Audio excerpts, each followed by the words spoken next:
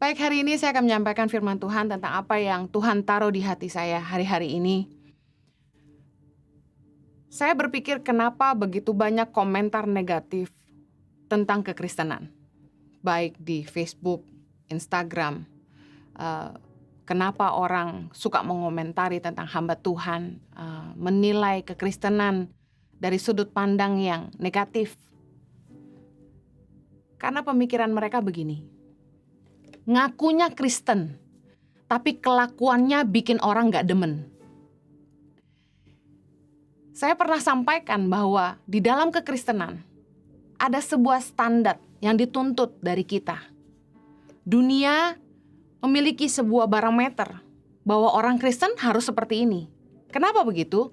Karena Yesus telah menjadi sebuah standar sebagai sosok yang memberikan teladan dalam kasih, kesetiaan, kebaikan, dan semua perbuatan baik yang Yesus lakukan selama hidup di bumi menjadi sebuah standar barometer buat orang-orang Kristen, orang-orang percaya yang mengikuti Kristus hari ini. Hari ini saya akan share tentang pemikiran orang Kristen rata-rata. Sebagai orang Kristen, bagi kita yang terpenting adalah harus doa berjam-jam setiap hari. Gak heran ada yang tanya saya, Ibu Heni doa 1 hari berapa jam? Puasa 2 kali seminggu. Oh, kalau nggak puasa dihakimi orang. Baca firman banyak-banyak. Kupas ayat sampai bahasa aslinya pun dikupas. Berbahasa roh. Seringkali orang ribut antar denominasi. Cuma urusan bahasa roh, baptis selam dan percik. Kita berpikir bahwa yang paling penting sebagai orang Kristen itu harus aktif pelayanan di gereja. Saat teduh jam 4 pagi. Pernah saya ditanya, Bu Heni doa saat teduh jam berapa? Bayar perpuluhan, memberi sedekah, dan lain sebagainya. Saya mau katakan bahwa semua aktivitas rohani ini luar biasa. Ini adalah kegiatan rohani. Semua yang saya baca tadi, yang kita pikir adalah bagaimana sesungguhnya seorang Kristen harus hidup. Saya mau bilang kalau ada yang bisa melakukan semuanya ini, tapi kalau kita nggak punya kasih, firman Tuhan bilang semua tidak berarti. Semua omong kosong. 1 Korintus 13 ayat pertama bilang gini, sekalipun aku dapat berkata-kata dengan semua bahasa manusia dan bahasa malaikat, tetapi jika aku tidak mempunyai kasih, aku sama dengan gong yang berkumandang dan canang yang bergemerincing. Sekalipun aku mempunyai karunia untuk bernubuat dan aku mengetahui segala rahasia dan memiliki seluruh pengetahuan, dan sekalipun aku memiliki iman yang sempurna untuk memindahkan gunung, tetapi jika aku tidak mempunyai kasih, aku sama sekali tidak berguna. Dan sekalipun aku membagi-bagikan segala sesuatu yang ada padaku, bahkan menyerahkan tubuhku untuk dibakar, tetapi jika aku tidak mempunyai kasih, sedikit pun tidak ada faedahnya bagiku. Ayat 8 berkata gini, kasih tidak berkesudahan, nubuat akan berakhir, bahasa roh akan berhenti, pengetahuan akan lenyap. Saya simpulkan dari firman Tuhan ini, bahwa semua kegiatan rohani, pengetahuan kita, kemampuan kita, pelayanan kita, buah-buah roh, karunia roh yang kita kejar, semua itu nggak ada artinya kalau kita nggak punya kasih.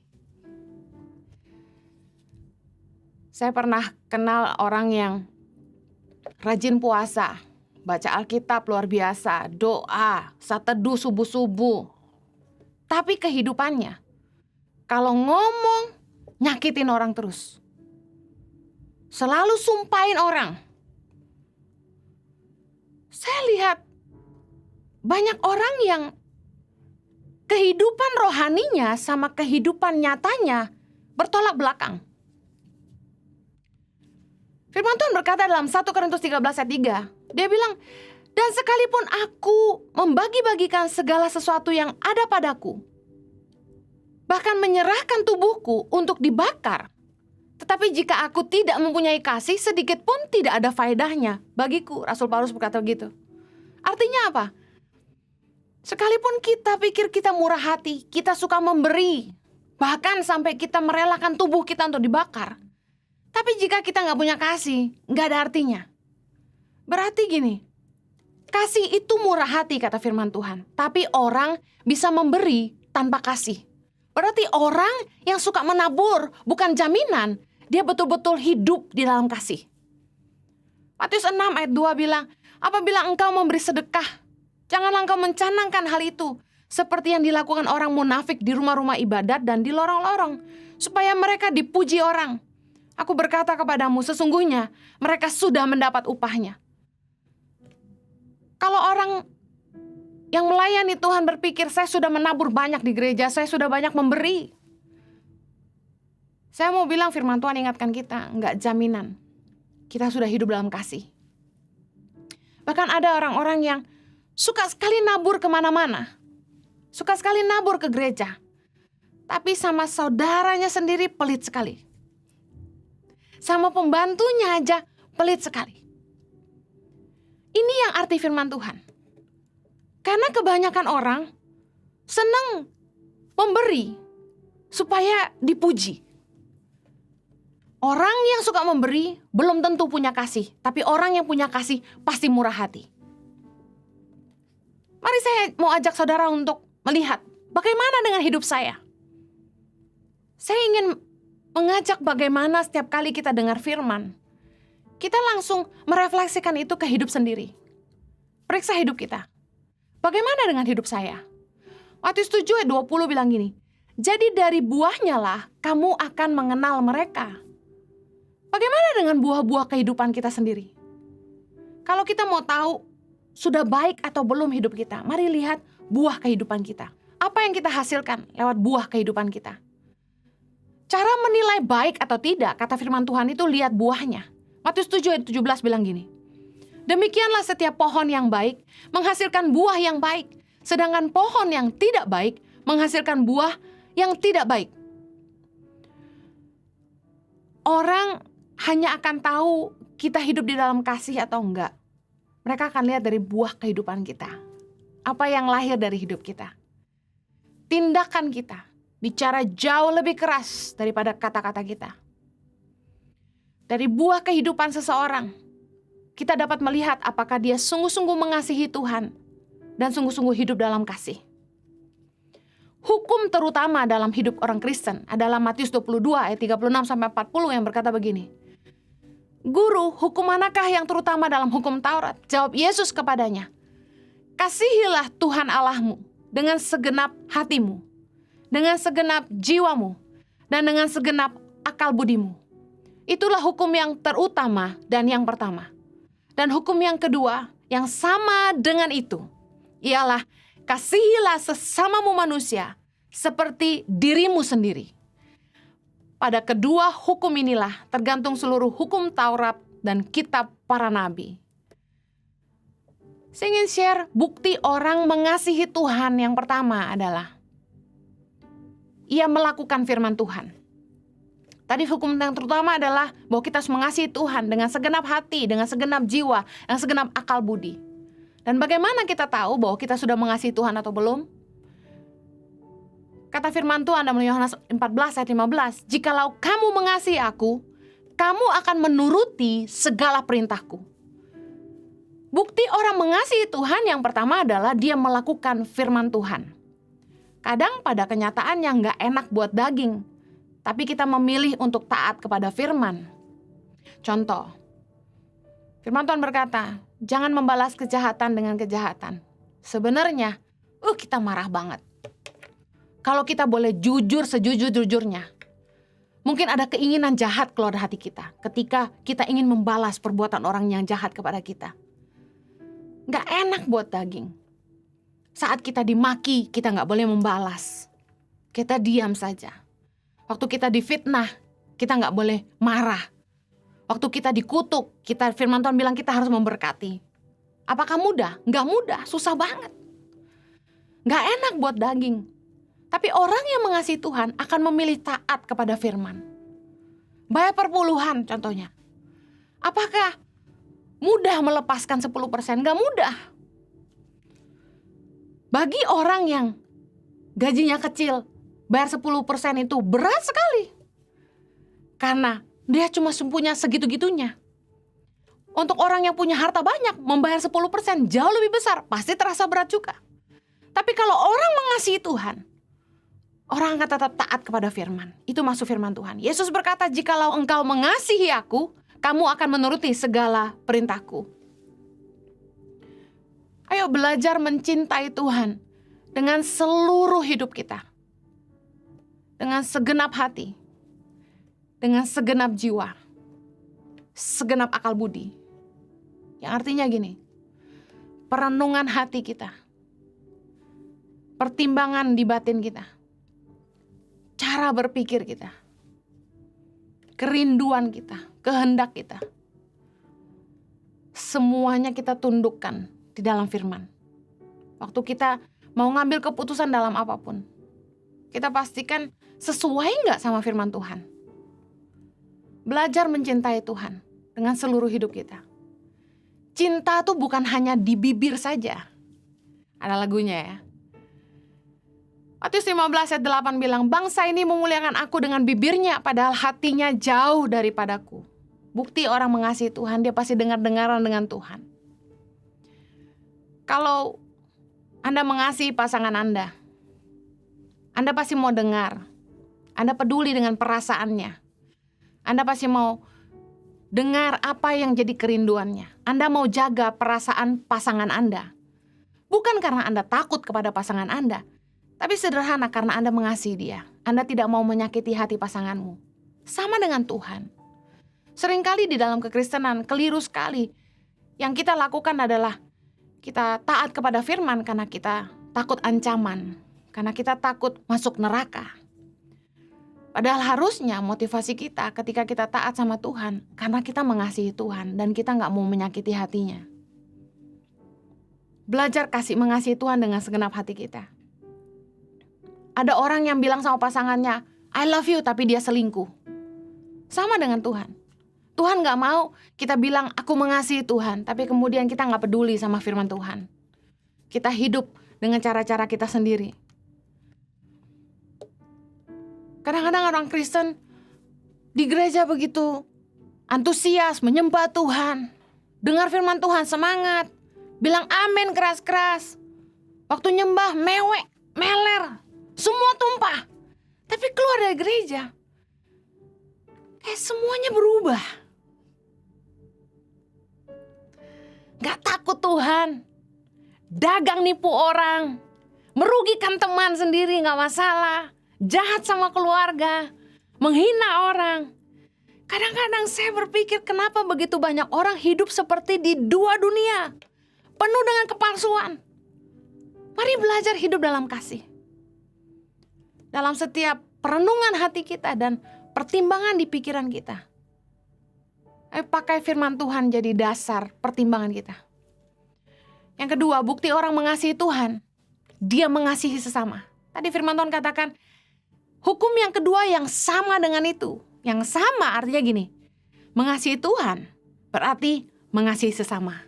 1 Yohanes 4 ayat 20 berkata gini, jikalau seorang berkata, aku mengasihi Allah dan ia membenci saudaranya, maka ia adalah pendusta. Karena barang siapa tidak mengasihi saudaranya yang dilihatnya, tidak mungkin mengasihi Allah yang tidak dilihatnya. Bukankah kita tidak bisa lihat Tuhan?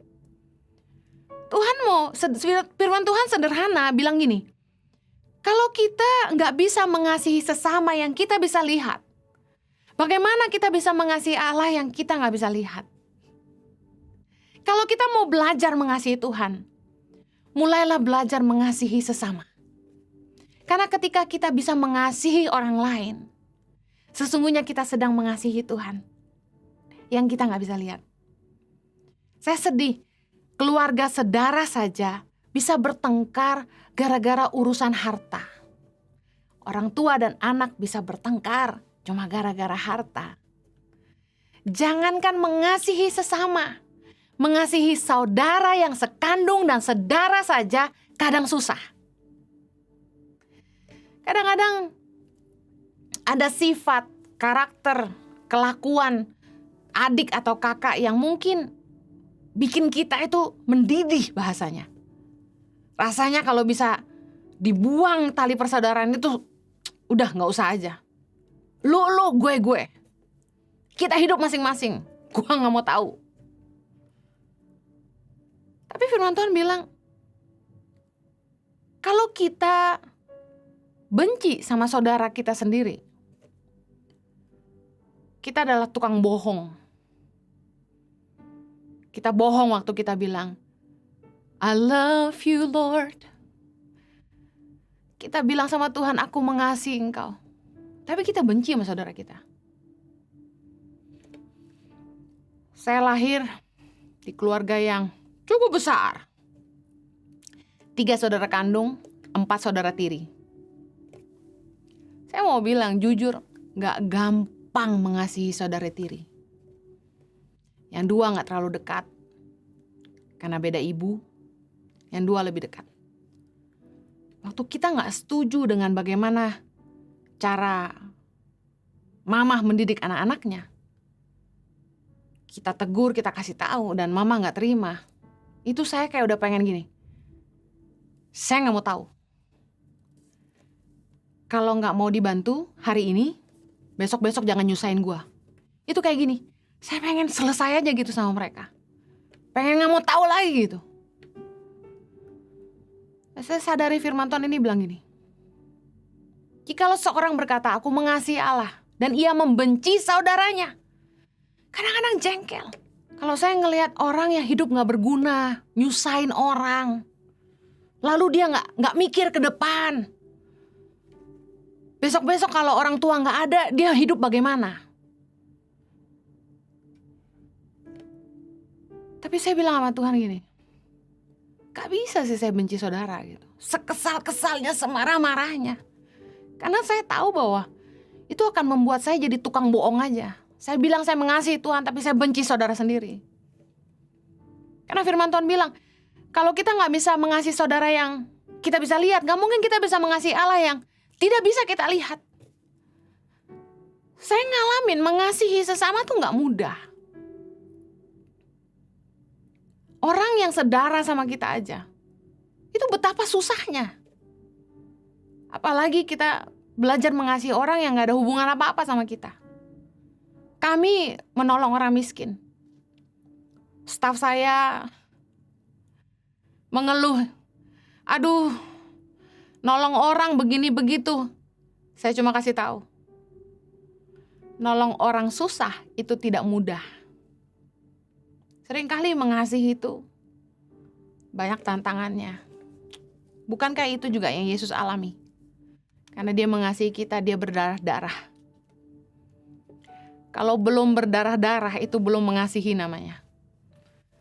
Kita tolong orang, sekolahkan orang. Kita kasih mereka makan dari meja kita.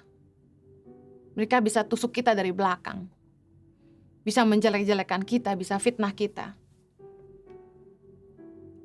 Bisa melawan kita, melukai hati kita. Tapi saya selalu tetapkan hati untuk tetap mengasihi. Saya mau bilang, kalau kita gak bisa mengasihi saudara sendiri, kita adalah pembohong, kata firman Tuhan. Ayo terus belajar mengasihi. Firman Tuhan berkata, kasihilah sesamamu seperti dirimu sendiri. Apa artinya?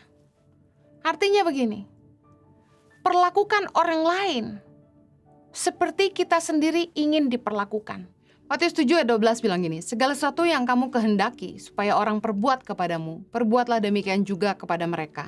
Itulah isi seluruh hukum Taurat dan kitab para nabi. Apa yang kita kehendaki untuk diri kita sendiri harus menjadi sebuah takaran atau barometer dalam kita memperlakukan orang lain. Kalau kita nggak suka diperlakukan dengan tidak adil, jangan berlaku tidak adil terhadap orang lain. Kalau kita tidak suka direndahkan, jangan merendahkan orang lain. Kalau kita tidak suka dihina, jangan menghina orang lain. Kalau kita tidak suka dibully, jangan bully orang lain. Kalau kita tidak suka ditipu, jangan menipu orang lain. Kalau kita tidak suka disakiti, jangan menyakiti orang lain. Kalau kita nggak suka digosipin, jangan gosipin orang lain. Ketika kita memberikan apapun buat orang lain, pastikan kita bertanya kepada diri kita sendiri. Kira-kira saya sendiri suka nggak dikasih barang ini? Ketika kita mau kasih makanan sama orang, bertanya sama diri sendiri. Kira-kira saya sendiri mau nggak makan makanan ini? Pakai diri kita sebagai sebuah standar bagaimana kita harus memperlakukan orang lain. Karena nggak mungkin kita menyakiti diri kita sendiri. Firman Tuhan dalam 1 Korintus 13 ayat keempat sampai dengan ketujuh menjelaskan cara hidup dalam kasih. 1 Korintus 13 ayat keempat bilang begini. Kasih itu sabar. Kasih itu murah hati. Ia tidak cemburu. Ia tidak memegahkan diri. Tidak sombong. Ia tidak melakukan yang tidak sopan. Dan tidak mencari keuntungan diri sendiri. Ia tidak pemarah. Tidak menyimpan kesalahan orang lain. Ia tidak bersukacita karena ketidakadilan, tetapi karena kebenaran. Ia menutupi segala sesuatu. Percaya segala sesuatu. Mengharapkan segala sesuatu. Sabar menanggung segala sesuatu. Bagi Anda yang mungkin saat ini sedang dalam tekanan, masalah, ujian, stres dengan beban kehidupan, saya mau bilang gini, ayo sabar menanggung segala sesuatu. Kasih itu sabar dan murah hati. Tidak cemburu, dalam bahasa aslinya sebenarnya diangkat dari not envy. Tidak iri hati melihat kesuksesan orang lain. Tidak iri hati melihat hidup orang lain lebih diberkati secara harta. Mungkin secara fisik lebih baik. Tidak iri hati. Tidak memegahkan diri, tidak omong besar tentang diri sendiri. Gak sombong. Tidak melakukan yang tidak sopan. Gak cari keuntungan diri sendiri, tapi peduli orang lain juga. Gak nyimpen kesalahan orang. Firman Tuhan sebenarnya mengajarkan kita 14 cara hidup dalam kasih. Kalau bisa di rumah Anda bikin poster besar dan tempel itu di depan ranjang tiap hari lihat. Supaya kita semakin ingat bagaimana kita harus hidup. Kita harus sabar, kita harus murah hati, kita nggak boleh iri hati.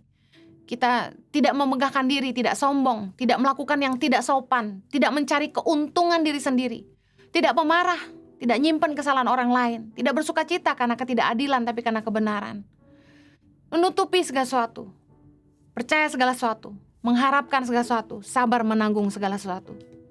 Yang terakhir, bukti orang mengasihi Tuhan. Orang yang mengasihi Tuhan, mengasihi sesama yang paling hina. Matius 25 ayat 40 bilang gini, dan raja itu akan menjawab mereka, aku berkata kepadamu, sesungguhnya segala sesuatu yang kamu lakukan untuk salah seorang dari saudaraku yang paling hina ini, kamu telah melakukannya untuk aku. Di dalam perikop penghakiman terakhir, kita harusnya belajar bahwa apa kesudahan dari semuanya ini.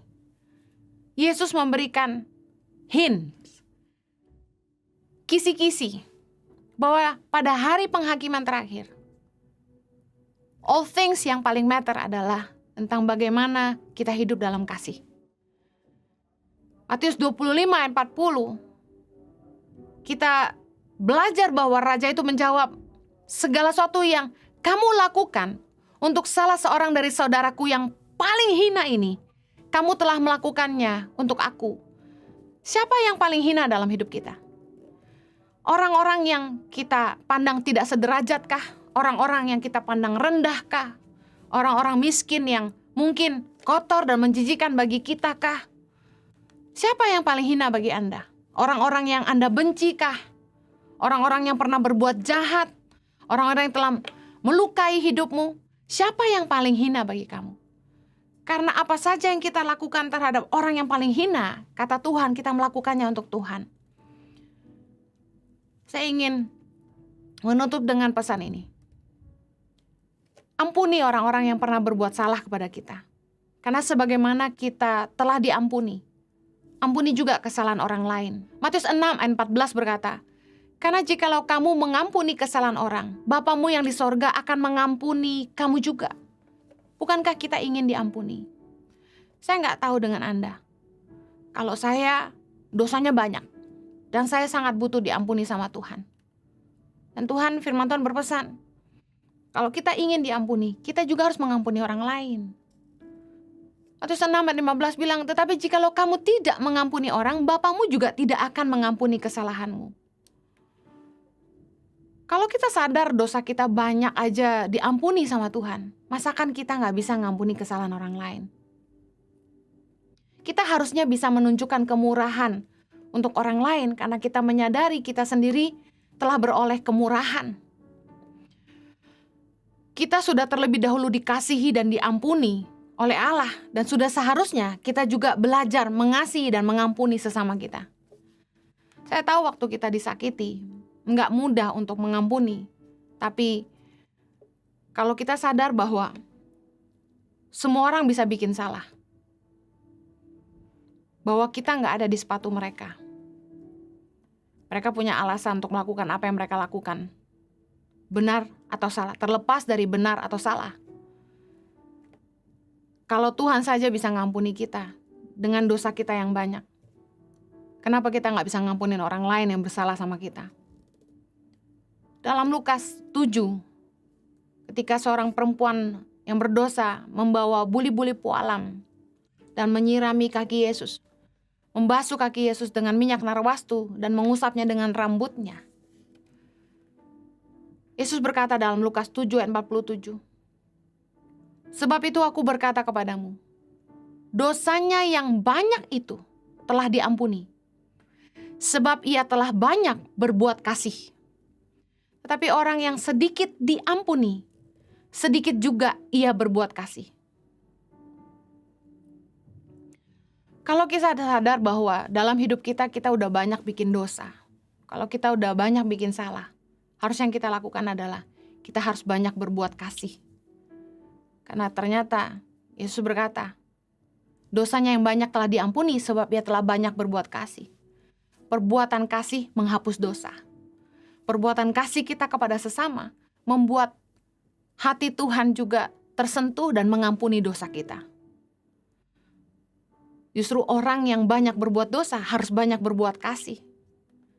Kita mengerti bahwa yang jadi penilaian Tuhan dalam hidup kita adalah bukan seberapa banyak rumah kita, seberapa banyak aset kita hidup di dunia ini, seberapa tinggi pangkat kita, seberapa terkenal kita di bumi ini, seberapa besar jemaat kita. Bukan itu. Ternyata yang menjadi ukuran Tuhan dalam menilai hidup kita adalah sejauh mana kita hidup dalam kasih. Kasih seringkali hanya di bibir saja, tapi dalam pelaksanaan dalam kehidupan kita sehari-hari, kita sulit melakukannya. Saya ingin mengingatkan dan mengajak Anda semua. Mari orang Kristen, orang percaya tetap hidup dalam kasih. Supaya orang bisa melihat bahwa kasih Kristus nyata lewat hidup kita. Orang yang mengasihi Tuhan pasti taat kepada firman Tuhan. Jangan sampai hidup kita mempermalukan nama Tuhan. Orang yang mengasihi Tuhan pasti mengasihi sesama. Belajar mengasihi saudara kita, sesama kita, sekalipun mereka sulit dikasihi. Orang yang mengasihi Tuhan, mengasihi orang yang paling hina sekalipun. Ampuni semua orang yang bersalah. Belajar mengasihi orang-orang yang hina dalam pandangan kita. Sebagaimana bagi Allah, kita yang hina, Dia angkat jadi berharga. Kiranya Tuhan memberkati hidup kita semua. Mari kita berdoa. Kiranya kasih karunia-Mu menolong kami, supaya kami terus belajar hidup dalam kasih Tuhan. Kami tahu gak mudah, biasanya hanya sampai di bibir aja. Tapi kami mau sadari sungguh-sungguh, bahwa arti kekristenan sesungguhnya, kami belajar hidup di dalam kasih, sampai akhir hidup kami. Sulit Tuhan, tapi kami mau. Kami mau belajar mencintai Tuhan dengan seluruh hidup kami. Mencintai Tuhan dengan seluruh keberadaan kami. Curahkan kasih-Mu dalam hati kami Tuhan. Supaya kami pun mampu mengampuni dan mengasihi semua orang, sekalipun mereka bersalah kepada kami. Biarlah kasih-Mu boleh ditumpahkan dalam hati kami dan dicurahkan sebanyak-banyaknya untuk orang-orang di sekeliling kami.